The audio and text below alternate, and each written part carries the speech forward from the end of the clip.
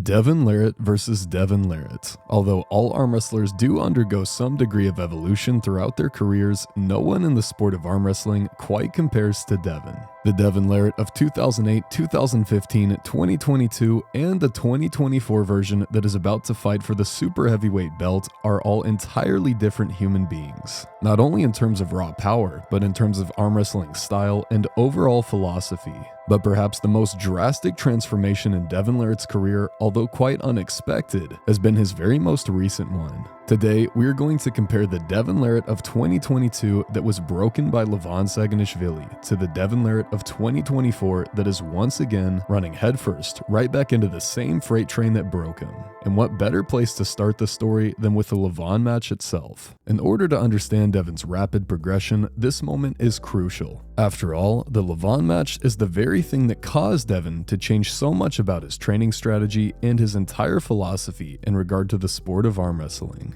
Devon has talked a lot more about how losing a match in many ways is far more valuable than winning a match. If you win a match, this simply means that your preparation and strategy was better than your opponent's. If you win a match, you might as well just do the same thing next time again since it worked last time. But if you lose a match, you will learn a lesson. Losing a match will expose your weaknesses, whereas winning a match will hide your weaknesses. Losing a match will show you exactly which link in your chain will break first. And when Devon lost to Levon, he began to realize something. He realized just how important maximal strength is in the sport of arm wrestling. Levon was just too strong in that match, and even though Devon is known for having the greatest endurance in the sport, it was completely useless. Devon had been entirely banking on his endurance in this match. He had been doing super high rep training with lower weights, hoping that he could gas Levon out while conceding peak strength to Levon. And this was Devon's fatal mistake. This is what caused the 2022 Devon Larratt to become irrelevant for the future. You see, in this match, Devon realized how pointless it is to train for endurance in arm wrestling. This is because of a very important principle in the sport. And that principle is that the thing in arm wrestling that truly leads to your ability to gas your opponent out is non-muscular endurance. It is efficiency. And guess what the number one contributor to efficiency is? Maximal strength. In other words, if you want to get good at lifting light weights, don't lift light weights. Lift heavy weights, and then the light weights will feel easy. The loss to Levon taught Devon the most valuable lesson he could have learned, but it also gave Devon the confidence to fully commit to a different kind of training. The very moment Devon was recovered enough from his injuries after this match, he began training. But now, his entire training strategy was flipped on its head. Devon went from doing 50 reps in a single set to doing one single repetition in a set. He went from one end of the spectrum to the very opposite end. Devon was totally bought in to prioritizing maximal strength over everything else. But training philosophy is one thing. How is this going to work on the table? Devon's first match back after his loss to Levon was against Evgeny Prudnik at East vs West. Although it wasn't the easiest thing in the world, Devon managed to defeat Evgeny 3-0, claiming the 115 kg world title on the right arm. And this match would kick off Devon's massive win streak that took place over the next year. After this, we saw Devon go up against Sandras Setis with huge success, taking that match 6-0. Devon was having good luck in this 115 kilo weight category, but there was still uncertainty as to what his peak level was. There was uncertainty as to whether or not his new style of training was really working or not. And then the match was announced. Devon would go up against Gennady Kvykvenya at East vs West. This was finally an opportunity for Devon to prove how strong he had become. He was going to prove to everyone, including himself, that his new training strategy worked. And he lost. And not only did he lose, but Gennady popped off so hard that the stage nearly caught on fire. This was not Devon's greatest moment. As soon as he tries to jump back into the super heavyweight category, he loses again. But this loss only made Devon even more confident in his overall training strategy, but it also taught Devon another valuable lesson. Devon had been totally committed to maximal strength in regard to back pressure, pronation, and wrist rise. And in these areas, he had become way stronger, even way stronger than Gennady Kvykvenya. The problem was that Devon was nowhere near as strong as Gennady in areas like side pressure and shoulder commitment. So this loss ended up being exactly what Devon needed.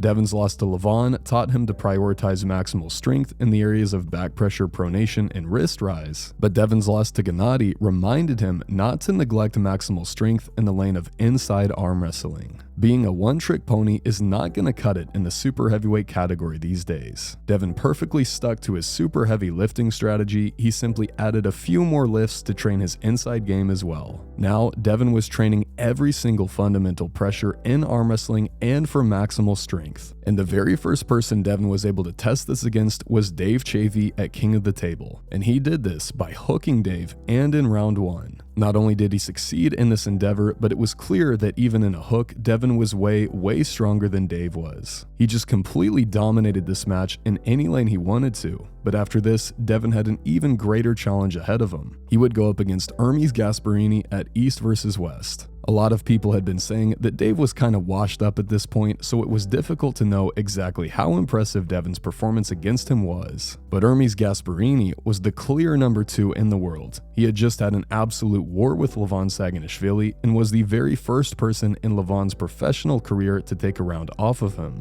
This would be by far the biggest test of Devon's maximal strength. There was a significant chance going into this that Hermes would just demolish him. Not only was Hermes' top roll one of the best in the world, but Hermes' side pressure and shoulder commitment was so good that he nearly pinned Levon with it. This was going to test the full spectrum of Devon's arm wrestling strength. But to many people's shock, Devon destroyed Hermes in this match. It wasn't even close. Devon's wrist rise forced Hermes to hold on to him, then his back pressure and pronation cracked Hermes' wrist back like butter, and then, very impressively, Devon was able to commit his own shoulder against Hermes' flop press to get the win. This was something Levon was unable to do. Devon showcased in this match that not only was he by far the strongest he had ever been in an outside lane, but he was probably the strongest he'd ever been in any lane period. For what it's worth, Devon beat Hermes a lot easier than Levon beat Hermes. And to me, this was the match that made everyone realize how insanely effective Devon's training had been over this last year. This match showed everyone that Devon of that day would demolish the Devon that lost to Levon. And after this, Devon only continued to progress even more confident in his training strategy. He went up against one of his old rivals in Denis Saplinkov and once again demonstrated his dominance in every single vector of the sports. He defeated Denis's cup, his pronation, his shoulder commitment, his bicep, everything. And this leads us into the Devon of today, still implementing the exact same system of training that resulted in such a huge progression in such a short time. And now he is lifting even higher numbers than he was against Denis Saplinkov. If you compare all of the maximal lifting from Devon of 2022 that lost to Levon to Devon of today, he is over 20% stronger in most areas, and in some he is even stronger than that. If it were possible to put the Devon Larratt of 2022 up against the Devon of today in a super match, I am extremely confident that today's Devon would dominate in every single way. He would win center table because of his far greater peak strength. This greater peak strength would lead him to greater efficiency. His ability to effortlessly access his inside game would lead to even further efficiency, and he would ultimately be able to do whatever he wanted. I think that the Devon Larratt of 2024 destroys the Devon of 2022, the Devon of 2008, or any other version of Devon that was formerly considered his peak. And now we await the greatest test yet. A test that will truly reveal how much progress Devon has made, more so than any other test has thus far. Will the lessons Devon's learned from his losses to Levon and Gennady be enough to reverse the roles and make Devon Larratt the teacher and Levon Saginashvili the student?